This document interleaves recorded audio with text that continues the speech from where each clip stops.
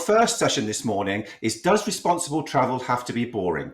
How can we become more responsive travellers, and how can we make it the most transformative and positive change to our own future adventures? Andrew and Emily Sim, the British couple behind Along Dusty Roads, the award-winning travel blog, share their experiences and explain how you can achieve this. If you'd like to ask them a question, just post it in the live chat box and they'll answer as many as they can.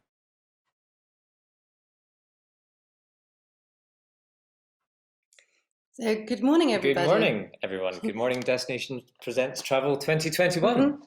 I am Emily and this is Andrew, and we are the founders, creators, writers, photographers and general dogs bodies behind the travel blog Along Dusty Roads. Yes.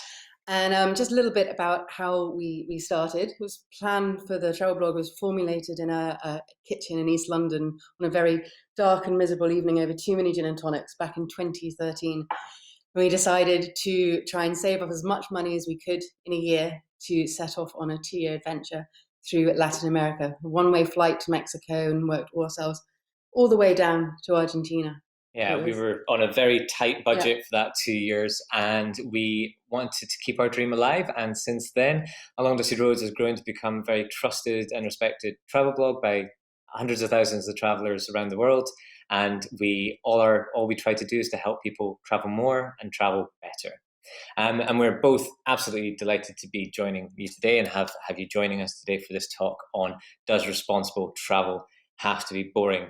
But before we move on, as the opening talk of the weekend, we just want to state how fantastic it is to be joining you virtually and digitally to talk about adventures that are on the horizon after such a difficult year for the travel industry, for travelers, for everyone personally as well. We can make plans now. Some of you guys will hopefully make some incredible plans this weekend, and it's not if now, it's when. Hopefully when. Yeah, and our passion is about travel. It's what we love doing, and you'll share that passion, and really that's just reinvigorating, I think, after a very difficult year. But I think also the last year of travel, or the lack thereof, has hopefully led to people to not just look forward to adventures to come, but think about how travel was prior to the pandemic as well. There were good things, absolutely, but not everything was good. There were absolutely some negatives as well. And it's important that in the rush to sate our thirst for travel after so long in this lockdown desert, it's trying to make sure that when travel is open back up again, we, as well as possible, that we try and have a better impact on the destinations that we go to. So it's a bit of a clean slate, really. Yeah, it's a fresh start, chance to reset the what and the why and the where of travel and our future adventures. I think the problem with responsible travel sometimes is that it can come across a little bit as a sort of a list of things not to do, which is unfortunate because it's not, because it can massively enrich your travel adventures. Yeah. So before we get fully into it, I think we maybe need to talk a little bit about definitions. Every year there's different trends in tourism and marketing and travel and things that are in the media about it. And so it goes from sustainable travel to community tourism or community-led tourism to ethical travel to green travel, eco travel, all these things, which are terms there's like a Venn diagram of them. They're all interconnected and interrelated. And it's important not to just take one and focus on it. We feel that responsible travel is actually the best catch-all term for what we're trying to do better as a travel industry and as individual travelers. So for us, responsible travel is consciously reducing negative impact and raising positive impact on people, place, and environment when we travel, wherever we travel. But as Emily said, it can sometimes be a case of, and a bit of a turn-off, that responsible travel or thinking about these things is about what not to do. List. And that's why we are absolutely not here to preach. We've, by the very nature of traveling for a job, we've had just ample opportunity to make a lot of mistakes and to learn from them and then to hopefully share those mistakes with other people, be it through the blog or in chats like this with you guys now. Yeah, we're not here to say that we're perfect travelers, because we're not. No. But what we are trying to do is become better, more responsible travelers all the time. And by sharing our mistakes and our lessons and relatable perspectives, it's not about making people feel guilty or bad about previous decisions or mistakes that they might have made. It's about learning the lessons so that we can all improve, so that we don't all have to make the same mistakes next time. And a big thing for us in sharing our lessons is to not just say, oh, we did this, we wouldn't do it in the future, and we hope that you don't do it. It's about that our journey to try and be more responsible travelers is the best decision that we've ever made when it comes to having better adventures, more memorable travel experiences, and a diverse range of travel experiences and interactions as well. So if you leave with anything, it's that we don't want it to be a list of rules about what to do and what not to do. It's all about the positive things that responsible travel can allow you to do. It can open up so many more amazing opportunities you might not even have considered until you absolutely try and change things a bit. But it'd be foolish of us to kind of plow on and talk about every single thing about what could be better or what needs to change or the opportunities or responsible travel generally, because it's such a massive topic. It's a huge topic. So you could talk for a couple of days and we can get through it all. So there's the photography element of it. There's the involvement of interactions and experiences with locals. There are issues about educating yourself about history and context of people's place. The people in a place, the history of a place, the current politics and political issues within a place. We could go on and on and on. But we don't want to overwhelm with like a line of duty spiderboard of possibilities and connections and things like that. We really want people to leave for this talk with clear, tangible actions that every individual traveller can take with them. And simple actions as well. And whether it's Peru or Poland or Pakistan, these things apply to how we can travel. So it's five areas that we want to really focus on a little bit. And we're going to start with what, I guess for travel and particularly responsible travel, is kind of like the elephant in the room. And that is the issue of flying. So obviously over the last few years, there's been a lot more sort of push to make people aware of the issues of the aviation industry. There's this crazy stat that 90% of the world has never flown, and actually half of all aviation emissions are down to 1% of the population, the world population. And we're of that percentage, 100%. We're definitely part of that percentage. You know, we'd be hypocritical to try and pretend that we're not. And so we're not here to say don't fly. It's not feasible, but there are things we can do. And we didn't realise this, and I think it was sometime back in 2019, and we'd had a really busy 6 months with personal trips and for work. And we realised that, one, that we'd flown way more than we probably should have done that first 6 months, but more importantly, that we hadn't even considered alternatives, or considered that, wow, that was a lot of flights. It just became that we didn't even think of flights as a thing that we should be thinking. It's just like jumping on a train. Or the 52 bus or something. And so we set about to try and think of ways that we can personally reduce the number that we take. Yeah, but we're not about flight shaming or trying to pretend that flights ending is going to happen. It's not going to happen. It never will happen. And I don't think it's a desirable thing. We're an interconnected world. We're a globalized world. It's going to stay that way. And we want people to always want to go to different cultures and different places and interact with different people. But so what can we as responsible travelers do? The first aspect is reducing flights and reducing our dependence upon flights. And that's something that we're trying to do. We know that more people are trying to do it. And I think it's a really good aim for people overall to do. And it's to break the connection between travel always requiring a flight. So that means we can then rethink adventures as well. We're not going to pretend that if we go to Japan, that's a big dream of mine to go there, that we're going to have to take a flight there. But that doesn't mean that all our adventures and all our travels have to depend on taking a flight. There can be, we had probably, like a lot of people in the UK, never really considered traveling in our own country, and because of this, we've now got what's been going on. We've got a number of trips lined up, and staycations are now a wonderful thing. And no flights.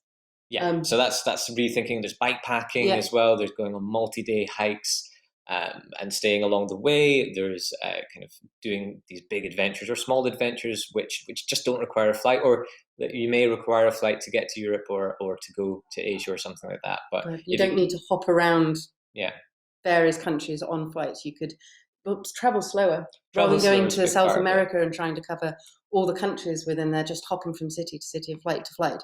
Just pick, I don't know, Peru for 3 weeks and experience that overland, because you'll have a much richer experience as well. Yeah. So those are three kind of things about, it's not just no flights. There's more to it than that, and it doesn't have to stop us having adventures and having really interesting adventures as well. The next aspect is an area of tourism and travel, which is really close to our hearts, and we take it, we're very passionate about raising awareness of it as well, and that's regarding animal tourism and wildlife tourism. And ironically, it was one of the worst animal tourism experiences we had that has made us so passionate about it. I mean, it was years ago, it was before Long Dusty Roads existed, and we'd gone on a trip to the Philippines, and we'd heard that from this island that we were visiting, it was possible to go and swim with wild whale sharks, the operative word being wild. So we thought, that sounds absolutely amazing, we've absolutely got to do that. So we went and spoke with a couple of local tour companies, and they said, you've got to take a 3-hour boat the next morning. We're like, 3 hours, brilliant, you've got to be in the middle of the ocean, they're definitely going to be wild. And we confirmed with the chap, and he was like, no, absolutely, wild whale sharks. So the next morning, bright and early, we hopped on a sailboat for 3 hours to be deposited at the edge of a beach with this penned off area of about sort of 8 or 9 giant whale sharks. Yeah, they're big beasts. And it was horrible. It was heartbreaking, and it left a really sort of overwhelmingly sad impression on us, and made us want to, never make that sort of mistake again, and then to improve. I mean, that all of us sitting here probably know, because of all the wonderful work that's happened over the last 20 to 30 years, that elephant riding is not acceptable now. We know not to go to temples in Thailand and stroke drugged up tigers. But unfortunately, there's still an awful lot of grey areas. Those elephants that were ridden are now being bathed. There's all sorts of ethical sanctuaries.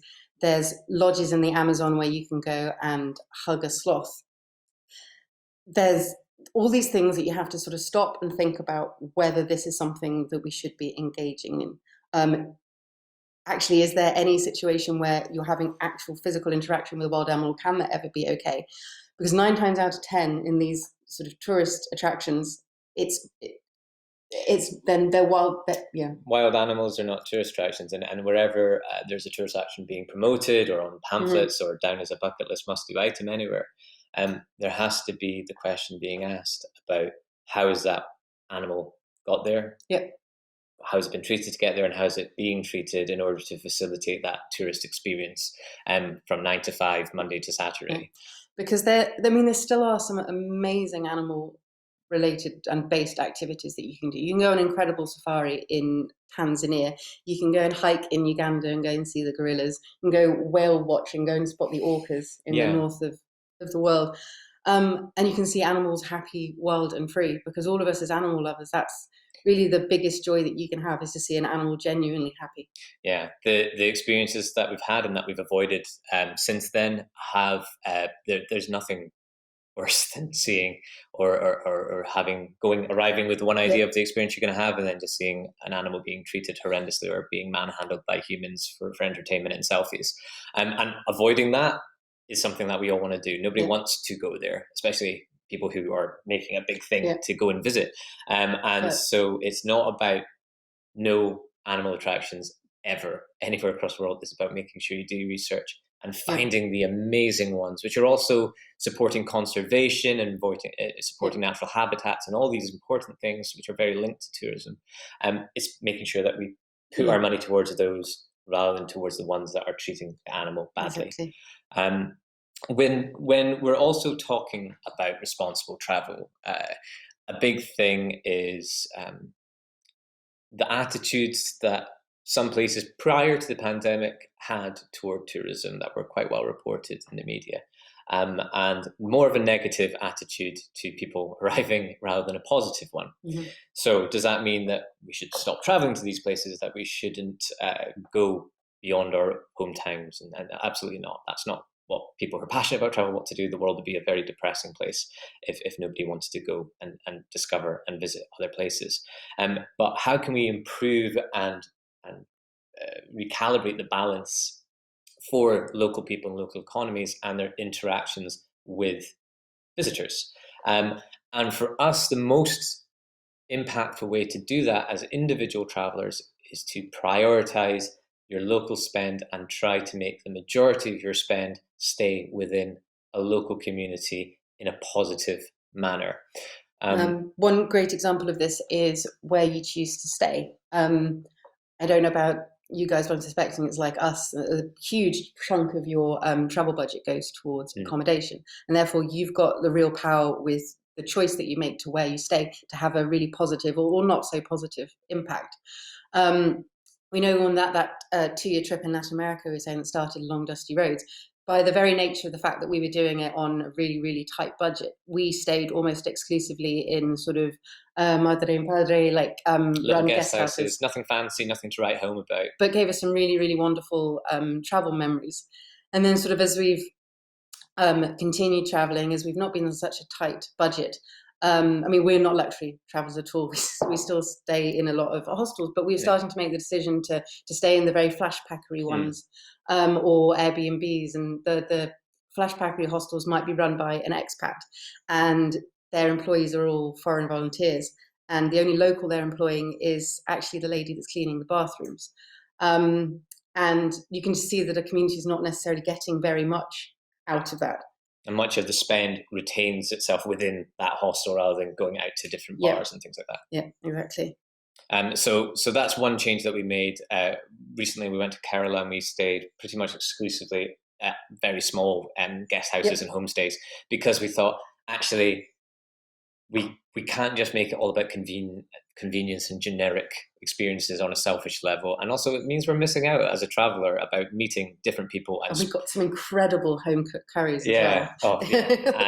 And spreading our spend as well from just a few key areas within the town where the majority of everyone's money goes to, because they're the big tourist destinations or the big tourist businesses, is trying to spread and diversify the people who benefit and interact with tourism in a positive way.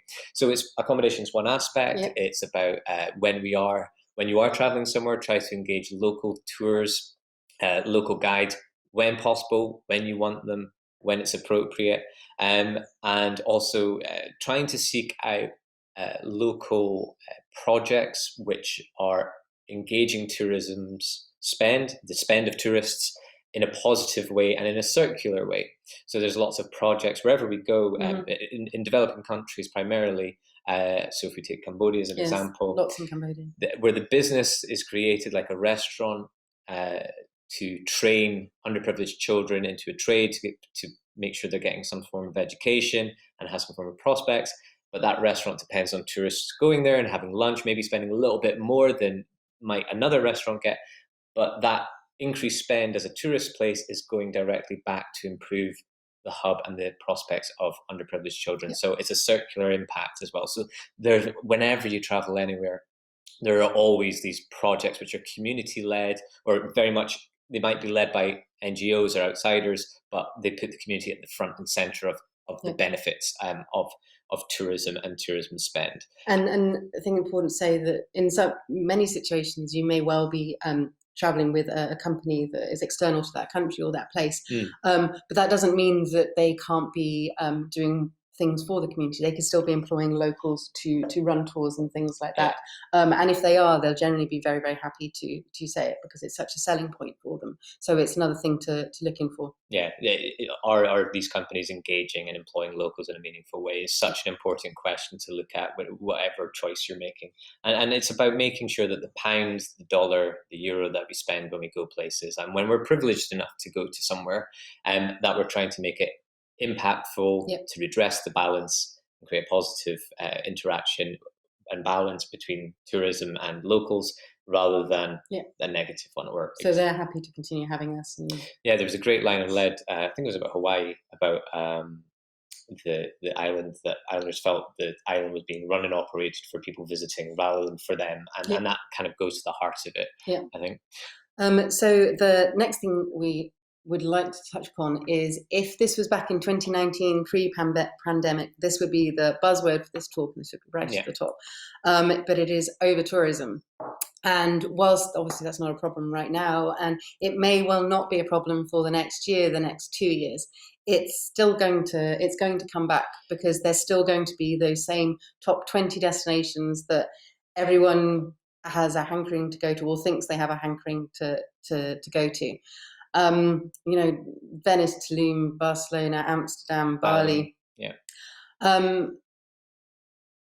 But I think that the important point for this is to generally have a think about it. Why do you want to go somewhere? Is it because you've seen a really cool Instagram photo? Is it because everyone seems to be telling you that? Is it because, well, you kind of want to go to Italy, but you've really heard about Venice, so why not go to Venice? Or is it because you really want to go to Venice because you've had like this dream forever to have a gondola ride at sunset? Well, then in that case, Venice really is the only place that's going to give you that. But there's other ways that you could visit to have a more positive impact. Yeah, so with Venice specifically, it might be, okay, so the dream is to go, and there's no other Venice. Yeah. So, but does that mean, how do you go to Venice? How do you experience it? And so not going on a day trip, not going on a day trip with the cruise. Maybe it's about, okay, you want to go to Venice, you love Venice, you've dreamed of going there, it's your bucket list number one. So have a week there. Yeah. Make it the most memorable experience that you can have of Venice, where you interact with locals and do all these things that we're talking about, because that's going to make it the best experience of Venice rather than a disappointing one. Yeah. Because that's the thing about over-tourism as well, because it will, as you mentioned, it will rear its head in 5 years' time, 10 years' time. We have to take actions now alongside these communities and their local governments to try and stop it being so bad. Is that it also impacts your enjoyment of a place if you're having to share it with so many other people, and the costs go up, and it impacts what you do. So if you're dreaming of Venice, or if you're dreaming of the Amalfi Coast, is it those destinations that are really calling out to you? Or do you just actually want to go to a Italian coastal resort? In which case, don't have to go to the Amalfi Coast. You can go 100 miles up the coast and still have the most incredibly wonderful Italian experience. Yeah. So I think considering alternatives. So when we talk about over-tourism, it's not us saying, don't go here, don't go there, don't do this. It's about considering alternatives to these destinations. Mm-hmm. If you are going to go to them, is consider how you go to them, when you go to them. So is off-season realistic and feasible for you? Can you spend a week rather than just spending a day? One aspect that the last year for us personally as travelers has given us is time to reflect, and I'm sure a number of people are in the same place, is that we can look at, why are we traveling? What and where? What's our purpose?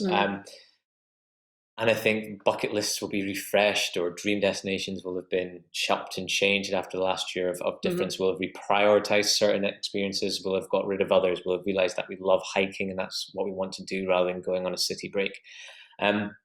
Take that amazing time to think about where you really want to go and why you want to go there and how you want to experience it to make it the best experience for you. So that's a few areas actually about reducing negative impact on a destination and improving the positive impact.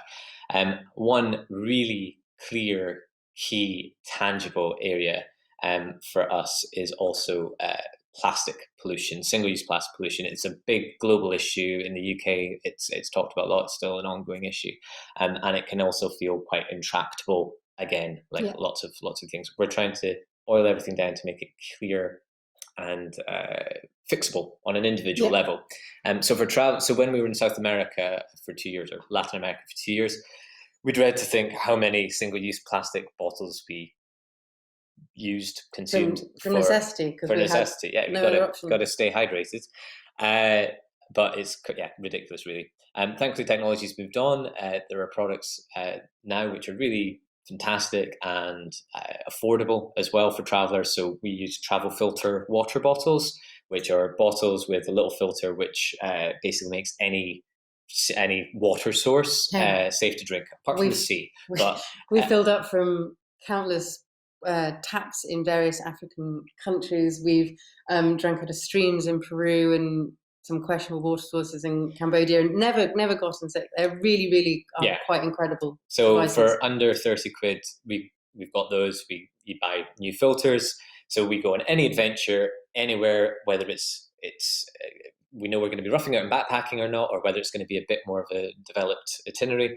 And we have these with us as well as our own refillable water bottles. So when there's a clean drinking source from the tap or from hotel, what's the word for those? Water coolers. Yeah. That's the American term. Yeah. So we'll fill up from those. So it's a huge part of our travel style is to intentionally not add to the single-use plastic problem that the world's suffering from and destinations are suffering from. And I think it might sound a little bit obvious, I think, and also might sound like it might not be a huge thing to change or to do. But if you just extrapolate the number of plastic bottles that we have to buy when we're in a hot country traveling and the water's not safe to drink from the tap directly, extrapolate that over 1 million visitors in that one destination on that one island, which has limited ability to handle the rubbish, let alone recycle it or dispose of it meaningfully. And it's tourism that is creating directly this huge source of plastic waste. But it's massive burden on, So, I mean, we say single-use plastic water bottles is the biggest one for travel, we think. But there are a few other things you can do. It's having a canvas bag in your suitcase. So when you go and do any shopping where you're going, you can pop it in there rather than a plastic bag. Saying no to the straws. We do it all the time. And 50% of the time we still get a straw, but we will keep persevering. It's women using a menstrual cup rather than using tampons or anything else. There's very sort of really little simple things that can make a really big impact on a personal and a global level. Yeah, and if we're all trying to do this in our hometowns as well, then we have to carry that approach when we go somewhere else. And it just takes a tiny little bit of research and a little bit of preparation to do it. And the impact goes from consuming 300 plastic bottles over a couple of weeks in a very hot country down to 0. And that's a really measurable impact to directly reduce your negative impact on a destination when you travel. So that's key for this. It's about reducing the negative impact and increasing the positive impact. As you've mentioned, is that research is such a key tenet of everything to do with being a responsible traveler. And that might, again, come across as a bit of a burden. It's basically saying, oh, it's not enough to want to go somewhere and to be curious. So you then have to go and spend hours and hours and hours making sure that you do it the right way or the wrong, and not do it the wrong way. Yeah. But research now is so much easier because of blogs, and the huge vat of information that you can find on anywhere on the internet if you just do the right searches. But you have to be thinking about these issues in advance. Yeah. So it can be, so let's take, for example, animal experiences in India.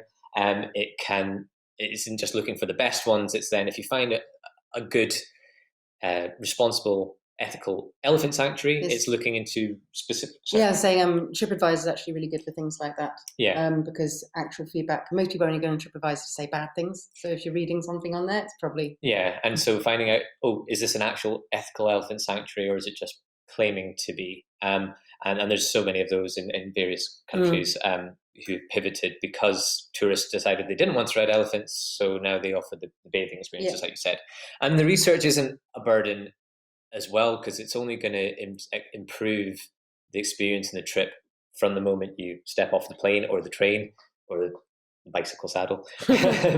It enriches and deepens your experience of the destination before you get there, and that is a big part of it as well, because there's nothing worse than arriving and then you have to do all your research, because that's like the wrong way to do. We've sometimes and you spend the whole night the night before like looking into things when you'd rather just be sitting in a bar. So there is a responsibility on responsible travelers and those of us who want to be responsible travelers to do research, to reflect, to think about these issues. But it's a good thing.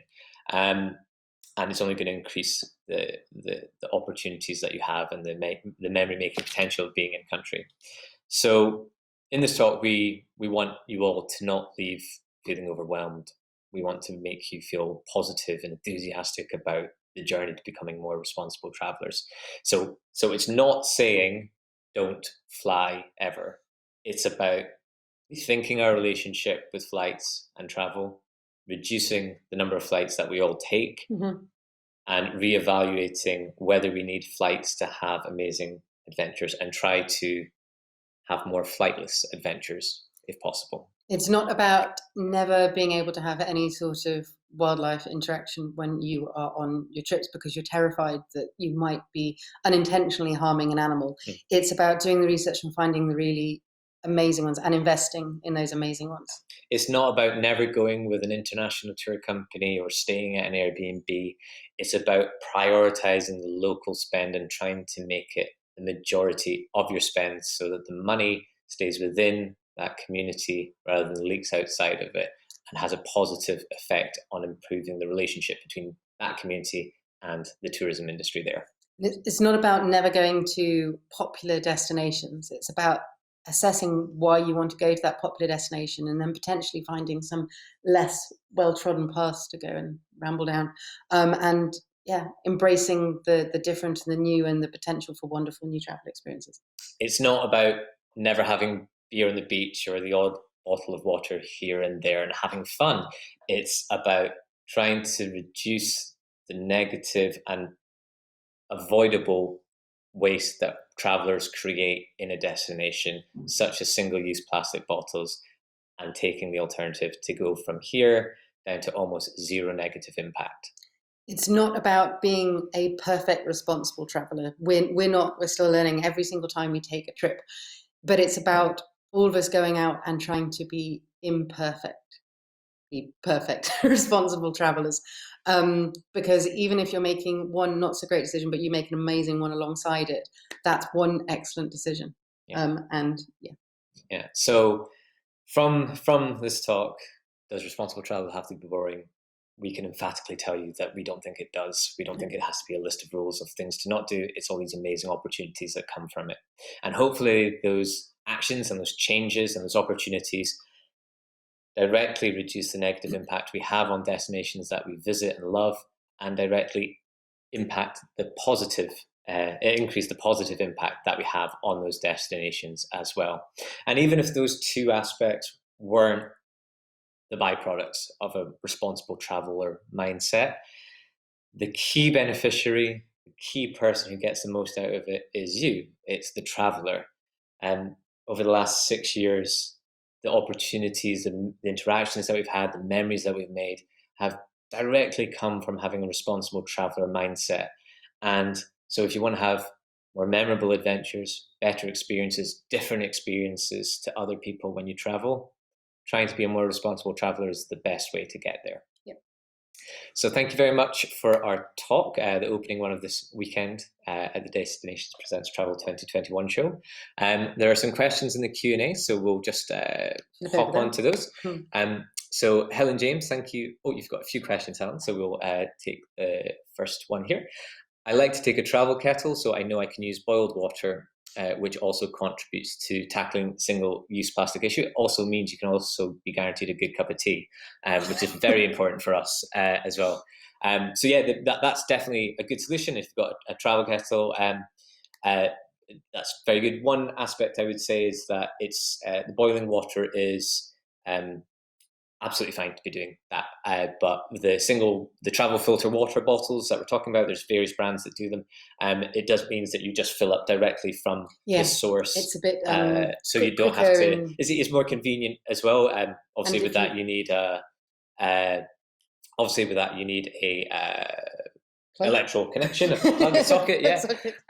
So the travel filter water bottles are more convenient, and you can use them wherever and just fill it from the tap directly, and it instantly makes it clean to drink. And so that we'd recommend having those. But that kettle, it's absolutely, and it's really good that you're thinking about that as well. So that's definitely part of the solution. The next question is, can you recommend any resources to find local accommodation easily? Great question. What would you recommend? So, I mean, this sort of depends on travel style, but we have a number of times when we've arrived in new destinations we've arrived without any reservations, and we've sort of gone door to door, not in like places where nobody's staying, because that would just be weird. Hello, can I stay in your house?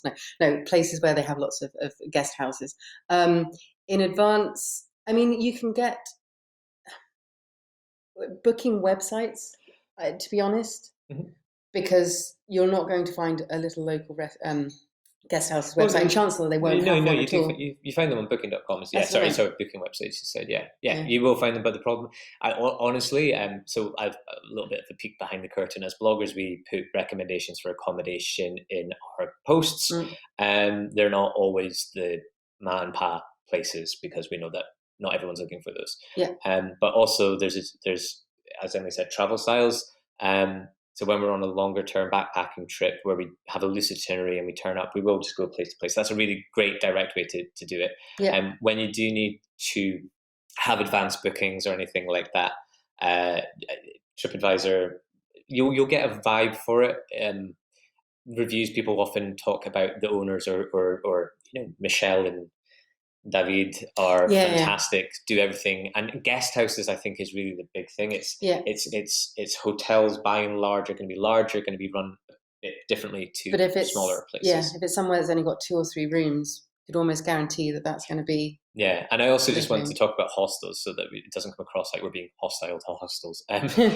They're fantastic as well, and so many of them are also locally run and really great in how they're involved and embedded within a community. It's that there are very much large chains which are very generic, which try to create a bubble for travelers within the hostel. So don't dismiss hostels. And also, if you're reading this and hostels kind of are something that you don't think is part of your travel style, there are amazing ones, and they're not to be dismissed. Like better than boutique hotels and B&Bs. Oh gosh, so much better. Much better. The next question. So regarding flying, you can also look at the company you're flying with to ensure that they're at least moving in the right direction in terms of environmental credentials. Yes, you absolutely can. And I know that when you book certain flights, on Skyscanner, you can select that you only want to see the eco ones. So I'm not sure what their criteria exactly are for that, but there's certain eco flights you can book. And obviously we didn't actually touch on it, but flight offsetting. It's something we've started to do more of. Well, almost all our flights now are offset. And it took us a while to look into. There's a number of companies that are offering this, but it requires a lot of information because some of them are. Well, carbon offsetting as a thing is a topic which there's a lot of debate upon its effectiveness. From our perspective, it's doing something. It's an imperfect action that we can do. Well, until the industry manages to find better fuel sources and clean itself up overall. As individuals, it's what can we do within those parameters. So we offset our flights now to World Land Trust specifically is the one that we use. We've done a lot of research. That's a good one.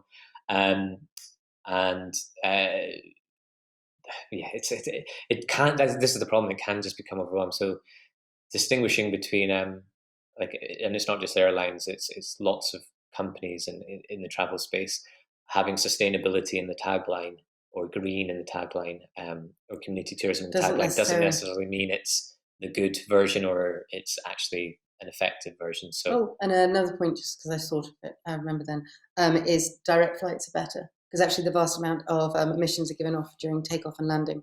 So if you're having to take lots and lots of small connections to get to your destination, that's going to be much more detrimental for the environment. Whereas if you can take a direct flight, that's having a massive impact. Yeah. So the comment's great, and I think we hope that as an industry it makes it easier for us as individuals to make the changes and the actions that we want to have.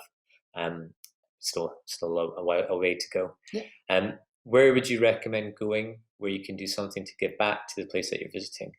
So great question. So can I just one thing, because we didn't mention volunteerism specifically within this, and that's an issue because responsible travel, it's not this static list of things that you can do, can't do. It evolves as travelers evolve, as issues evolve. So volunteering in places was viewed as a really good, enriching travel experience. And and it still is by some people, and it still can be. Yeah. But voluntourism, as it has come to be known, also attracts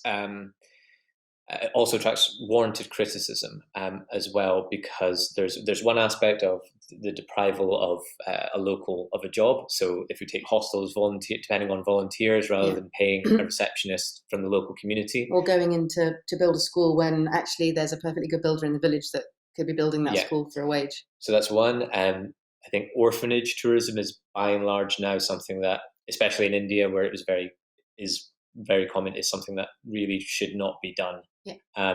Again, topic that could be talked about a lot more. But what's really important is that your question, it goes to the heart of it, is that we as travellers want to go and have this positive impact and give back, and so volunteering sounds like this great way to do it. And logically, it would feel like a good thing. Yeah, but then you start to feel, and then you go and have this amazing experience, and then you meet someone, and they say, "Oh, well, you shouldn't have done that," and then you feel bad about it. So volunteering, I think it's really case specific, and so if it's protecting turtles in Costa Rica at the beach because they need 50 people when they're hatching, go for it. I can't see a negative impact on that, as long as the company is engaging and employing local people where it's required for permanent jobs. And you're not having too much interaction with the turtles, because but it's a conservation. They're not going to be hopefully.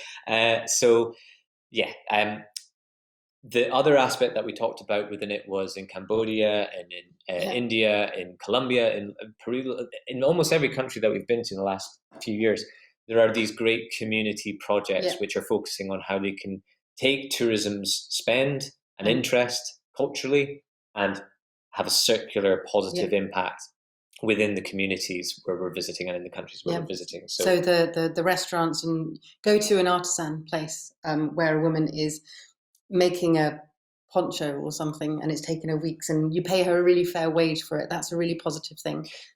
That's so there's, and the arts is really important within this. So there's education or opportunities to kids or to adults through arts and local culture, and like Emily said, saving some traditions in order to sell it to tourists, but in a positive way, not in this odd dynamic. It's about elevating and preserving and enriching the community's traditions because of our interest in it. And I think, as what goes back to what we were saying about prioritizing local spend, I think that's probably the biggest way that you can give back.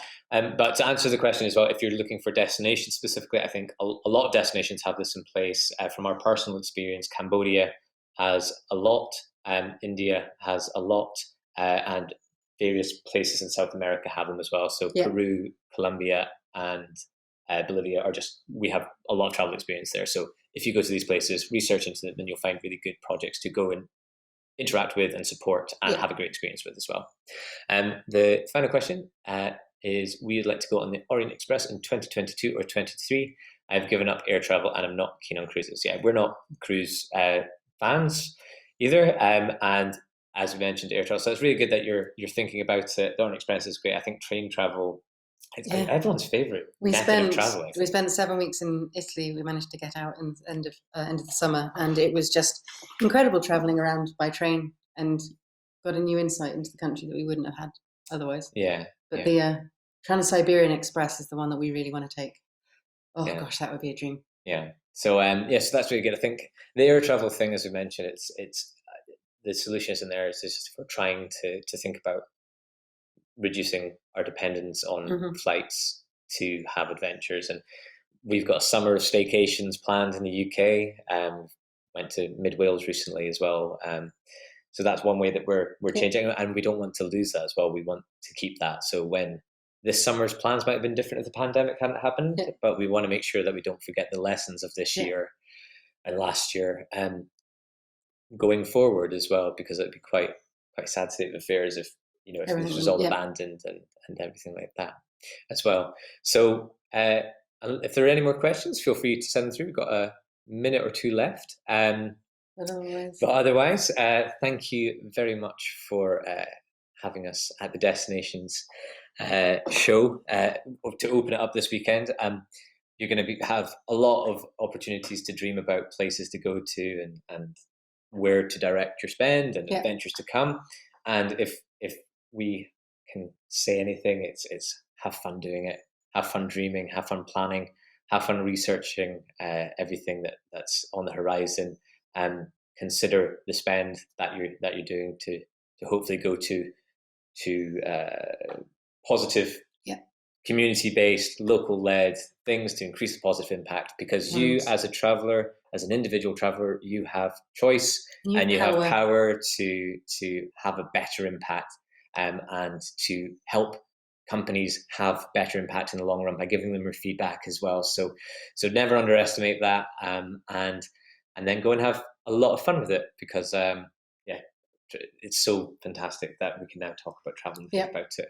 And that's what we've got planned. We're going to Orkney in a few days' time, and back to Scotland for the first time in a very, very long time. So so thank you very much for having us. And if you, also we should also say, if you ever want to follow us on social media, you can find us at Along Dusty Roads on all platforms. Or the name of the website as well. Yeah, alongdustyroads.com. In the shop as well, you can buy our travel prints like that. That's so wonderful. feel free. So thank you very much, everyone. Have a lovely weekend. Thank you.